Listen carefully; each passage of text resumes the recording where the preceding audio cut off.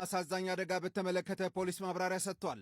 ከቁልቢ ገብርኤል ንግስ በዓል 62 መንገደኞችን አሳፍሮ ወደ አዲስ አበባ ሲጓዝ የነበረው የህዝብ ማመላለሻ አውቶቡስ ትናንት ሐምሌ 20 ቀን 2018 ዓ.ም በምስራቅ ሸዋ ዞን ፈንታሌ ወረዳ መተሐራ መግቢያ ማለት ነው በእሳት ቃጠሎ ሙሉ ለሙሉ መውደሙ ተገልጿል።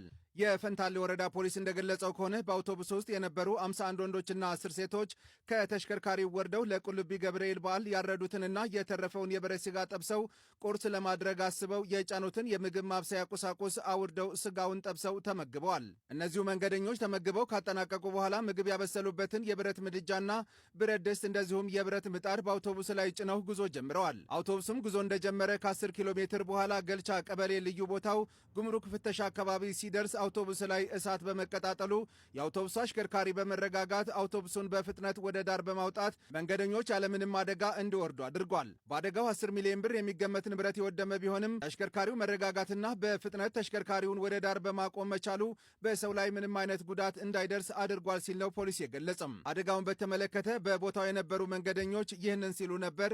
በእርግጥ ይህንን በማድረግ ተሽከርካሪውን ማዳን ይቻል ነበረው? ስሙና ሐሳባችሁን አጋሩ። በቻናሉ ላይ ቀጣይ የሚቀርቡትን መረጃዎች ለማግኘት ፎሎ ማድረጋችሁ እንዳትረሱ። አመሰግናለሁ።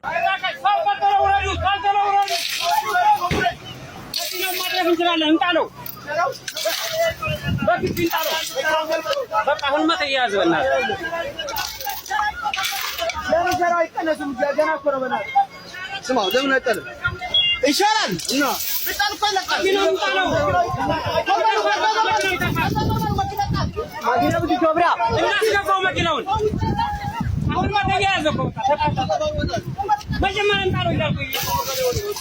ምንም ማድረግ አይቻልም።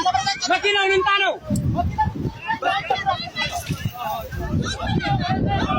ጆብራና ነው ውሃ ውስጥ